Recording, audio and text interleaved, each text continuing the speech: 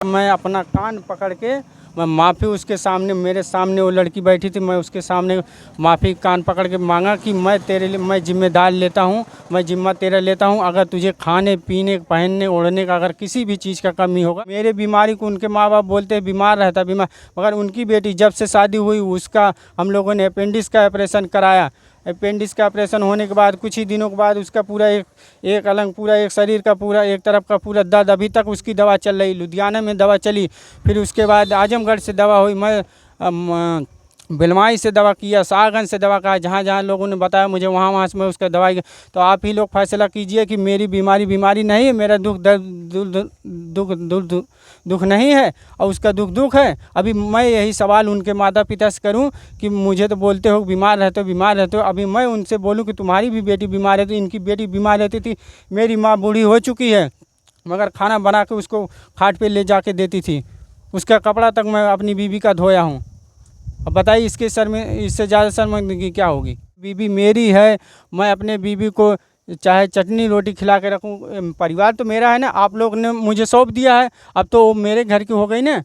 क्या पूरा मामला है, क्यों आप अपने पत्नी को लाना चाह रहे हैं और आपकी पत्नी नहीं आना चाह रही? मेन कारण यही है कि मतलब जब मेरी शादी हुई तो मतलब मेरे पिताजी बाहर थे, तब तक तो मतलब माहौल ठीक था, हमारे पास पैसे कौड़ी थे, तब तक तो ठीक था। जब थोड़ा हम लोग की स्थिति ख़राब हो गई तो फिर उसके बाद वो भी बीमार चलने लगी, उसके मम्मी पापा उसको मायके बुला लिए लुधियाना में। फिर हमने उसको लेके गए इलाज के लिए, उसका पूरा एक साइड का पूरा दर्द करता है, तो उसको लेके गए इलाज के लिए। तो उसके मम्मी पापा बोले कि हाँ लुधियाना में लिया के आइए, यहाँ पे हम लोग इलाज कराएंगे। फिर वहाँ पे मैं लेके गया, कुछ दिन मैं भी वहाँ पे रहा, फिर वहाँ से मैं वापस चला आया। फिर उसके बाद यहाँ पे मैं आया, फिर वहाँ से वो 4-6 महीने अपने मायके लुधियाना में रही, फिर वहाँ से फिर अपने मायके आ गई गांव में। फिर वहाँ से जब भी मैं जाता था बोलता था विदा कर दीजिए, तो वो लोग बोलते थे अभी नहीं विदा करेंगे, अभी नहीं विदा करेंगे। और एक समस्या मेरे अंदर है कि मतलब मैं हमेशा बीमार रहता हूँ और मेरे अंदर कोई कमी ना, तो मैं उसको कभी मारा हूँ ना पीटा हूँ, ना मैं दारू शराब पीता हूँ, मेरे में कोई भी ऐसी मतलब गलतियाँ नहीं किया। कह रहे हैं आप हमेशा रहते, तो ऐसी कोई थोड़ी आपके पास ऐसी बीमारी है कि वो लाइलाज बीमारी है जिससे ठीक नहीं हो पाते आप? नहीं, ऐसी कोई बीमारी नहीं है। बीमारी यही कि मुझे मतलब थोड़ा टाइफाइड छोटी मोटी मतलब बीमारियाँ होती रहती है और मतलब मैं थोड़ा परेशान रहता हूँ और इसी वजह से थोड़ा मतलब काम धंधा करने में, जैसे मैं अकेला था अपने घर का, तो मुझे मतलब मेरे माता पिता जी उतना मतलब छूट दिए, तो मतलब मैं उतना मतलब मजदूरी किया नहीं हूँ, तो धूप वूप से उतना मतलब गुजरा नहीं हूँ, तो मैं हार्डवेयर काम कर नहीं सकता हूँ, इसलिए तो मैं वो सब काम कर नहीं पा रहा था। और बीच बीच में जब भी मैं प्रदेश जाता था, मुंबई गया, लुधियाना गया, हरियाणा गया, मतलब जहाँ भी जाता था या पानी की वजह से किसी भी वजह से मुझे सूट नहीं हो रहा था, मैं बीमार हो जा रहा था और बीमार होकर चला आता था घर पे भी जब भी मैं कोई काम करता था परेशान हो जाता था, कुछ दिन काम करता था परेशान हो, तब भी मैं बीमार रहता, तब भी मैं कुछ ना कुछ करता रहता था। मगर उनके माता पिता का बस यही प्रेशर है कि जब कमाते नहीं हो तो कहाँ से उसका खर्चा चलाओगे, कैसे उसका लालन पालन करोगे, बेटे को कैसे पढ़ाओ लिखाओगे। तो मेरी यही कहना है कि मतलब अगर जैसे उनकी बेटी को मैंने अगर किसी तरह से प्रताड़ित किया हो तो उसके लिए मैं गुनहगार हूँ। मैंने उनको बेटी को ना कभी मारा, ना गाली गलौज दिया, ना और कुछ उसके विषय में कुछ बोला, ना और किसी तरह से उसको प्रताड़ित किया हूँ। अच्छा, काम आप नहीं करते तो भाई देखिए, हर कोई चाहेगा कि अगर उसकी बेटी जहाँ है तो उसका दामाद जो है वह कुछ काम करे, नहीं तो उसकी बिटिया कैसे खाए पिएगी। तो आप कभी खाने पीने में कोई दिक्कत होती है? नहीं, ऐसा हम लोग कोई भी चीज़ को उसको खाने पीने के, यहाँ तक कि मैं खुद लेके जाता था मार्केट, उसको घुमाता था, जो खाती थी खिलाता था उसको। मेरे घर भी मेरा सब कुछ ठीक ठाक है, लैट्रिन बाथरूम सब कुछ है, हर चीज़ की सुविधा उसको मिली है। और दो मैं गैस की टंकी रखा हूँ, उसके कहने से कि एक गैस की टंकी ख़त्म होती थी, एक गैस की टंकी में भरा के ला के रख देता था। हम लोग चाहे जहाज़ भी ला के देते थे, मगर उसको कभी हम लोग किसी चीज़ की दिक्कत नहीं होने देते थे। तो फिर क्या वजह है कि आपकी पत्नी नहीं आना चाह रही है? बस एक ही वजह है सर कि मैं कमा नहीं पा रहा हूँ, थोड़ा बीमार चल रहा था। बस वही वो लोग के पास यही एक कारण है कि लड़का कमाता नहीं है, मेरी बेटी नहीं रहेगी, बस यही एक कारण। और बकिया मेरे अंदर कोई भी कारण। कि बीमारी भी क्या ऐसा उन लोगों को लग रहा है कि बीमार रहते हैं इसलिए कमा नहीं पाते? हाँ, ऐसा ही सोचते हैं। यहाँ तक उनके पिताजी ने अभी हम लोग को बुलाए थे विदाई के लिए, और वहाँ पे विदाई के लिए बुला के हमको हमारी बेइज्जत किए। और हमारी बाइक जो कि उनकी लड़की के नाम पे है बाइक, चलो ठीक है उनकी लड़की की बाइक है नाम से, मगर बाइक लेके गए, पंचायत हो रही थी और हमारी बाइक उन लोगों ने चोरी से ले जाके अपने घर पे रख लिए। और जब मैं फ़ोन लगा के उसके बाप से पूछा तो उसका बाप बोल रहा है कि बाइक हमारी है, क्यों नहीं लेंगे हम।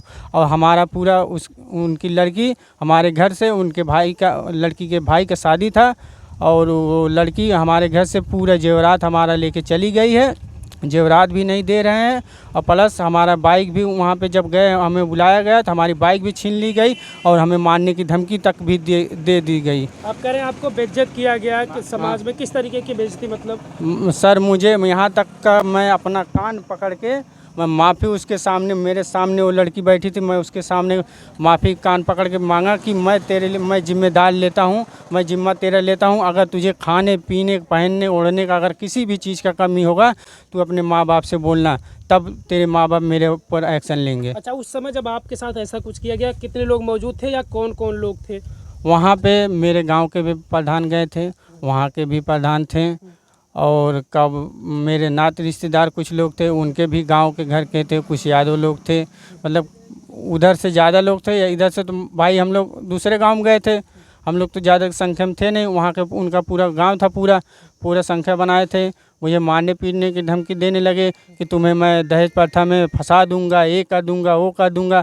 मैं यही पूछना चाहता हूँ उन लोगों से कि मेरी गुनाह क्या है, जब मैं उनके बेटी को के साथ कुछ उत्पीड़न नहीं किया हूँ तो किस गुनाह पे मुझे वो लोग दहेज प्रथा में फंसाने की कोशिश कर रहे हैं। मतलब उस गांव के भी प्रधान थे, आपके गांव के भी प्रधान थे, दोनों प्रधान के, और जो भी लोग आपके नात रिश्तेदार रहे, उस सारे लोगों की मौजूदगी में आपको माफी मंगवाया गया भरे समाज में। भरे समाज में माफी किस शर्त पर मंगवाया गया ये बताओ? माफ़ी इस शर्त पे मंगाया गया कि तुम कबूल करो कि तुम मेरी बेटी को लेके जाओगे। और बोल रहे थे कि स्टाम्प पेपर पे, ये कौन सी बात, मेरे परिवार है, ज़रूरी है मैं लिख के दूं कि मैं इसका खर्चा देखूंगा? अरे मेरा परिवार, मुझे नहीं दर्द होगा? मेरा एक बच्चा, मुझे नहीं उसके भविष्य के बारे में पता है कि मुझे उसे पढ़ाना है, लिखाना है, मैं नहीं उसका करता है लालन पालन?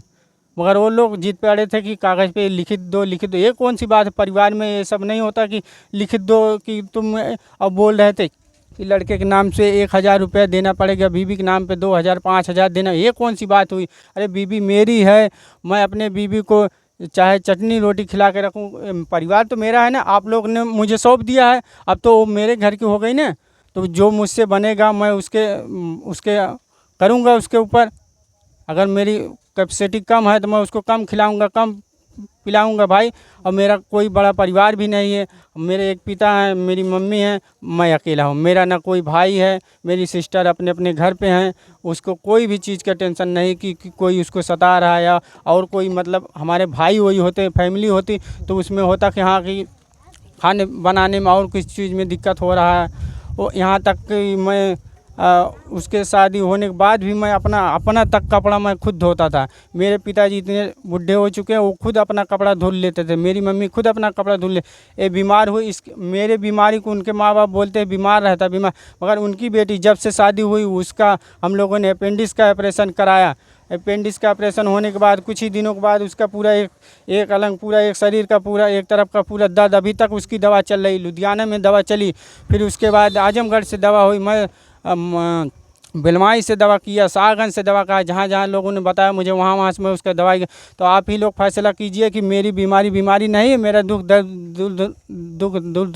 दुख नहीं है और उसका दुख है। अभी मैं यही सवाल उनके माता पिता से करूं कि मुझे तो बोलते हो बीमार रहते हो, अभी मैं उनसे बोलूं कि तुम्हारी भी बेटी बीमार है, तो इनकी बेटी बीमार रहती थी। मेरी माँ बूढ़ी हो चुकी है, मगर खाना बना के उसको खाट पे ले जाके देती थी, उसका कपड़ा तक मैं अपनी बीवी का धोया हूँ। अब बताइए इसके सर में इससे ज़्यादा शर्मिंदगी क्या होगी? तब भी उसके लिए मेरे दिल में जगह नहीं है। अच्छा, इतना सब करने के बाद भी विदा वो लोग नहीं किए। अच्छा, एक बात समझिए कि इनकी बीबी, इनका बच्चा, इनके जो भी जेवरात थे और इनकी एक बाइक इनको मिली थी, वो सारी चीज़ इनके ससुराल में है। ये अकेले बच्चे हैं। बाइक उन्हीं के नाम से है, उन्हीं की लड़की के नाम से, वो लोग अपने लड़की के नाम से दिए। चलो हम मानते हैं उनकी ही थी बाइक, तो मतलब अगर वही बाइक लेनी थी तो मतलब 4 लोग से बोल के लेते ना कि हाँ हमारी बाइक दे दो। हम लोग पंचायत में सब लोग इकट्ठा हुए थे, इधर हम लोग पंचायत मतलब चल रही थी, उधर वो लोग चोरी से, चाबी मेरे पास ही थी बाइक की, और वो लोग चोरी से ले जाके घर पे अपने रख लिए बाइक। और जब पूछा गया तो बोले कि बाइक हमारी है, क्यों नहीं लेंगे। अच्छा, एक चीज़ और, जब आपने कहा कि भाई आपसे माफ़ी मंगवाई गई इस शर्त पर कि मैं विदा कर दूंगा, तो फिर बात क्यों बिगड़ गई? जब आप माफ़ी मांग लिए तो फिर क्यों बात बिगड़ी कि अब नहीं करेंगे विदा?